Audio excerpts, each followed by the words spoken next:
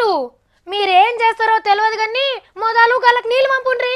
ఎండాకాలం అయినా సరే రోజుకు మేము ఒక్క గిలాసనే నీళ్లు తాగుతాం. రోజు తప్పించి రోజు తానాలు చేస్తాం. ఇడిచిన బట్టలే మళ్ళా వేసుకుంటాం. కావాలంటే కూరల నీళ్ళకు బదులు పాలు పోసుకుంటాం.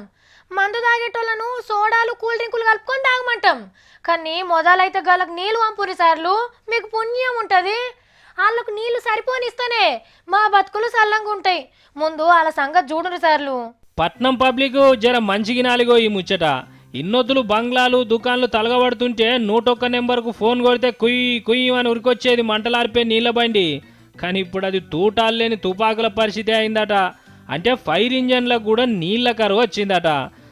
సారు మా ఇల్లు తలగబడుతుందని ఫోన్ చేస్తే మొదలా టెంకలేనన్నా నీళ్లు దొరుకుతాయా చెప్పుర్రి, బండ్ల నింపుకొచ్చి ఆర్పేస్తాం అని మనల్నే ఉల్టా అడిగే పరిస్థితి ఉన్నదట. లేకుంటే ఉత్త ట్యాంకర్ తోటే వచ్చి చేతుల పైపులు ఊపుకుంటా నిలబడాల్సిందేనట. కరెక్టే మరి. మొదలు నీళ్లు నింపి తయారుగా పెట్టుకుంటేనే కదా ఫోన్ రాగానే జట్న ఉరికొచ్చి ఆర్పేసేది. బోర్లేండిపోయా షెర్లు దగ్గర పడే ఇగేడ నీళ్లు దొరుకుతాయి చెప్పుర్రి. ఓ దిక్కు పబ్లికే దూపకు తల్లడం మరడం కాబట్టిరి. వచ్చేది ముందే ఎండాకాలం, అగ్గిదేవుడు అగడు అట్టి ఉంటాడు. ఎప్పుడు ఏడ జ్వర పడతారో తెలియదు. జర పైలం సుమా, ఎందుకైనా మంచిది ఇండ్లల్లా దుకాణాలల్లో వైర్లు మంచిగా చెక్ చేసుకోర్రి. అగ్గిపెట్టెల వాడకం తక్కువ చేయరి. ఏడబడతాడ సిగరెట్లు కాల్చి అస్సలు పడేయకుర్రి. ఇక గాశారం మంచిగా లేక మంటలు అంటుకుంటే మాత్రం మొదలు జలమండల ఆఫీసుకు ఫోన్ చేయర్రి.